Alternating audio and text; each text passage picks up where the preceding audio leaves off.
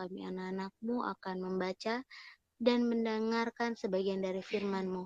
Biarlah Bapa, firman-Mu ini boleh tertanam di hati kami, dan boleh kami praktikkan dalam kehidupan kami hari lepas hari, dan kami menjadi pelaku-pelaku firman-Mu dalam kehidupan kami sebagai anak muda Kristen. Tapi Bapa, jauh dari itu kami mau meminta pengampunan yang hanya berasal daripada-Mu. Ampuni segala dosa kami Bapa, agar kami boleh layak disebut sebagai anak-anak-Mu. Ini doa syukur kami, dalam nama Tuhan Yesus kami berdoa, amin.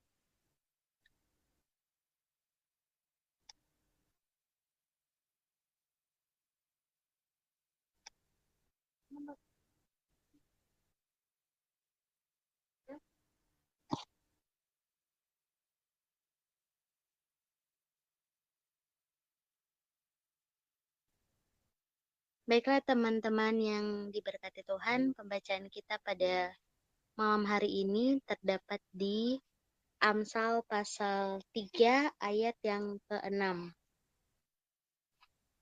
Sekali lagi, Amsal pasal 3 ayat yang ke-6, dan judul pembacaan berkat dan hikmat. Judul perikop berkat dan hikmat. Akuilah dia dalam segala lakumu, maka ia akan meluruskan jalanmu. Amin firman Tuhan. Teman-teman yang diberkati dan dikasih oleh Tuhan, judul perenungan kita pada malam hari ini terdapat tentang Tuhan meluruskan jalan. Teman-teman yang dikasih dan diberkati oleh Tuhan, Yesus berkata dalam Amsal ini bahwa akulah jalan dan kebenaran dan hidup. Tidak ada seorang pun yang datang kepada Bapa kalau tidak melalui aku. Itu dalam Yohanes pasal 14 ayat 6.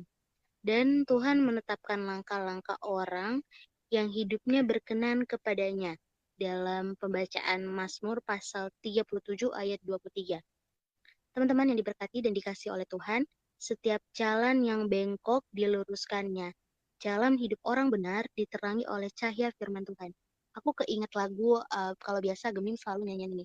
Jalan hidup orang benar diterangi oleh cahaya firman Tuhan. Jalan hidup orang benar pastikan dengan hingga rentang tengah hari. Apabila ia jatuh, dan seterusnya begitu. Teman-teman yang diberkati dan dikasih oleh Tuhan, apa resep Tuhan meluruskan jalan orang berdosa? Dalam nasihat hikmat oleh pengamsal Salomo, ialah akuilah dia artinya Tuhan, dalam segala lakumu. Ketika kita sebagai masa-masa remaja, masa-masa pemuda, dewasa, bahwa disebutkan bahwa akuilah dia, akuilah Tuhan, berarti percaya sungguh akan kuasanya. Dan lakumu atau kelakuan perbuatan hidup sehari-hari seturut dengan kehendak Tuhan. Jadilah teladan dalam perkataan dan tingkah lakumu, dan Tuhan Yesus akan menolong. Teman-teman yang diberkati dan dikasihi oleh Tuhan Yesus, mengakui bukan hanya sekedar, oh aku orang Kristen, oh aku percaya Tuhan, oh aku mengimani Tuhan sebagai juru selamatku. Mengakui dengan lidah, fasih lidah itu gampang banget. Tapi menerapkannya dalam setiap perlakuan kita, dalam setiap tingkah laku kita itu sangat amat sulit. Bisa dikatakan seperti itu, karena misalkan kita nih, kalau pacaran itu cowok, cewek, cowok bilangnya, aku sayang banget sama kamu, aku gak akan ninggalin kamu. Tapi kelakuannya berbeda dengan apa yang dia katakan. Dia bilang dia sayang sama kita, tapi dia selingkuh. Dia bilang dia sayang sama kita, tapi dia nyakitin kita, dia love bombing kita misalkan, atau misalkan dia dia main kekerasan gitu.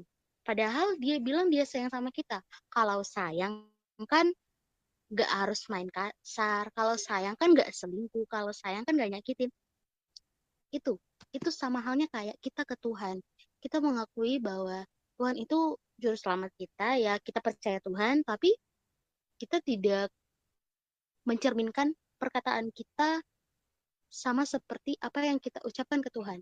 Sama kayak kita imani ke Tuhan. Kita percaya, tapi terkadang kita bisa ragu. Kita percaya, kita mengimani bahwa Tuhan adalah juru selamat kita. Tapi ketika Tuhan ngasih cobaan, ketika Tuhan kasih langsung ragu, langsung jauh dari Tuhan, langsung berpikir hal-hal yang sebenarnya nggak Tuhan lakukan.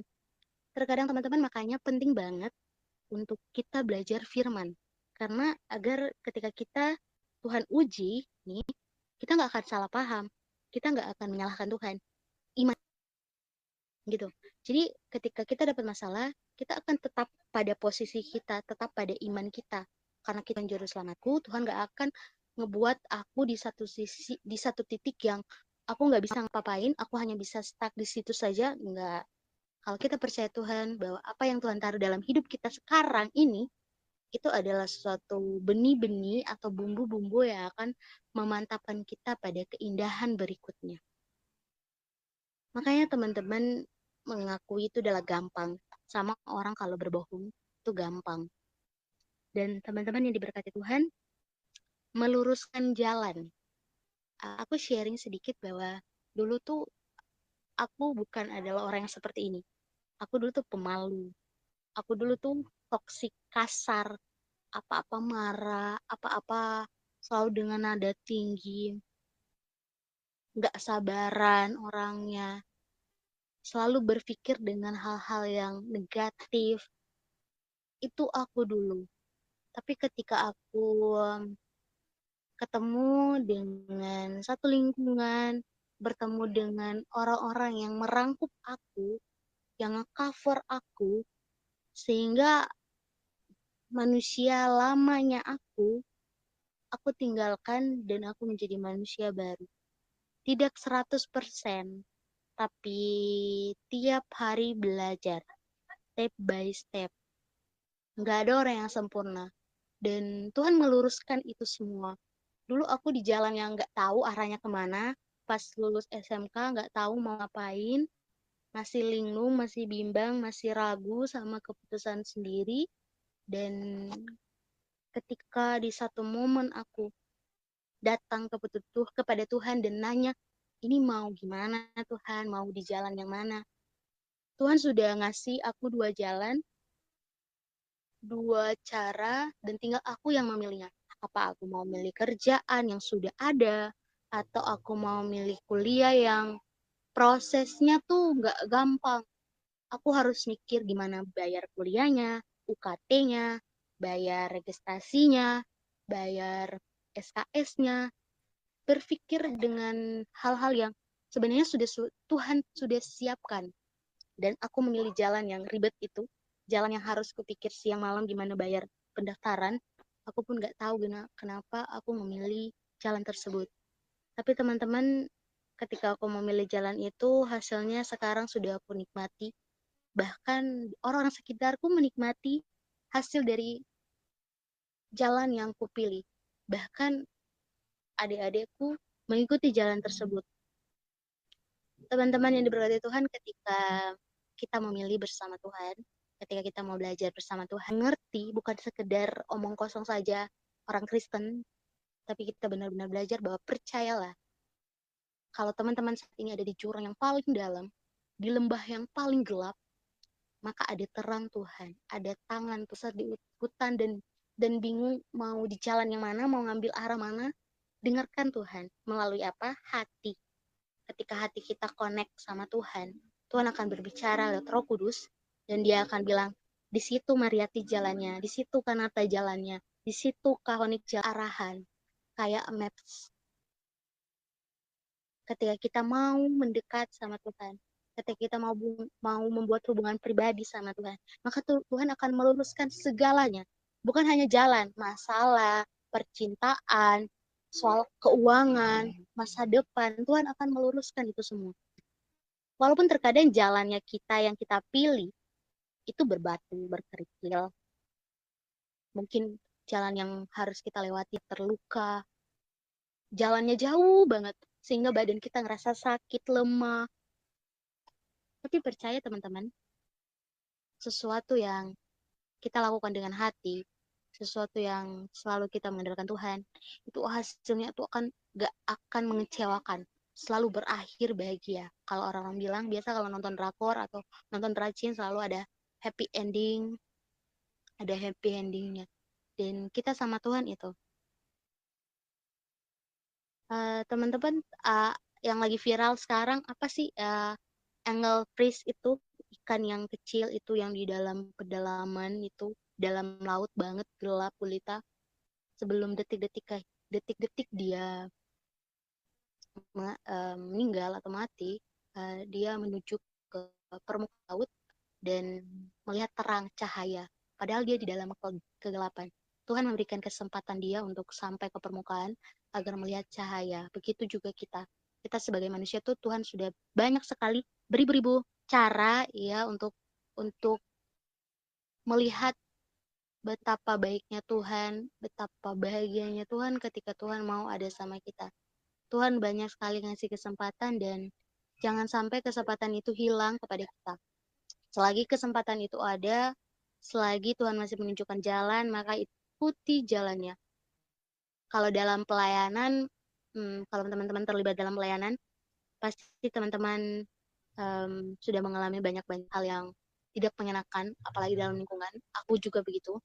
Dalam pelayanan tuh nggak ada yang mulus. Orang pelayanan bukan malaikat ya kan. Tapi bagaimana caranya kita untuk tetap fokus pada apa yang hari ini kita jalankan. Mungkin sedikit-sedikit goyah, aku juga begitu awal-awal. 5 tahun pegang pelayan ini udah mau masuk tahun keempat, dan selama 4 tahun ini aku tidak menyesal memilih perjalanan ini. Aku tidak merasa bahwa gagal. Ada buah-buah yang sudah berhasil kutanam, dan apa yang jalan yang aku pilih adalah jalan yang terbaik menurutku, walaupun buat orang sekitar itu kayak bilang, Abri kamu akan gini, Abri kamu akan gitu, Abri kamu akan gini dan lain sebagainya, banyak banget. Tapi kalau kata orang, tebal hati tebal telinga, peniti hati tutup telinga, jangan dengarkan apa kata orang, tetap fokus pada tujuan, maka kita akan sampai bersama Tuhan. Maksudnya Tuhan tuh meluruskan, bukan segala sesuatu Tuhan kasih gampang. Segala sesuatu Tuhan kasih permudah. Ikut Tuhan, memilih untuk jalan Tuhan, itu buat semuanya terkuras. Tenaga, emosi, uang, bahkan hal-hal yang kita suka itu berlahan-lahan kita tinggalkan. Hal-hal hobi-hobi, misalkan game gitu kan, yang memilih terjun dalam dunia pelayanan, dari yang 24 jam per 7 dia main game, jadi sehari cuma 2 jam dia main game, sisanya pelayanan atau sisanya kerja dan lain sebagainya. Memilih Tuhan, menjadi orang kaya dalam sehari, ikut jalan Tuhan memang tidak lurus. Kayak lagu gitu tentang kereta, aku juga lupa. Lagu itu tuh mengikuti naik kereta tersebut, dan Tuhan yang membawa kereta tersebut tuh kita akan sampai di jalan yang naik kereta, dan di relnya iblis itu jalannya pasti berkerikil, berbatu, dan duniawi yang membuat kita memilih jalan lain, jalan pintas. Contohnya ketika kita mau kaya nih, udah capek kerja, ngumpulin uang ya kan, pengen sekali banyak uang, punya mau 1 M dalam sebulan gitu misalkan. Sebenarnya Tuhan sudah sediakan mahal lebih dari itu. Tapi karena kita nggak mau berproses, kita nggak mau nunggu waktu Tuhan, kita nggak mau ikut jalan Tuhan yang menyiksa, yang harus kerja jalan lain, kita belok ke kiri atau ke kanan, atau kita hal yang cepat, yaitu ke dukun misal, menumbal-numbal, jadi penyihir-penyihir misal. Dan itu hal-hal yang gampang yang iblis pakai untuk membuat kita manusia daging jauh dari Tuhan. Makanya jalan yang sebenarnya ada kebaikan yang tidak pernah dibayangkan, tapi karena mau kita memilih jalan yang tahu arahnya kemana nggak jelas, ujungnya menyiksa, bukan membuat bahagia, dan akhirnya kita menyalahkan Tuhan. Sama kayak aku bilang tadi, bahwa tidak memahami firman tuh kita selalu menyalahkan Tuhan. Orang yang menyalahkan Tuhan atas apa yang terjadi dalam kehidupannya, itu adalah orang yang tidak memahami firman. Yang di gereja, di tempat dengar, tapi nggak memahami. Kayak kata pepatah, tong kosong berbunyi nyaring. Gitu. Jadi yang penting ada akunnya di obrolan suara, atau ada orangnya di gereja. Jadi pakailah masa muda kita teman-teman untuk jadi terang, untuk jadi penuntun untuk orang lain, apalagi untuk adik-adik. Kalau teman-teman punya adik-adik, maka jadilah contoh. agar mereka mengikuti jalan teman-teman. Ketika teman-teman mengikuti jalan Tuhan, orang sekitar juga akan mengikuti jalan teman-teman. Yang jalan itu, amin teman-teman. Saya kembalikan kepada MC.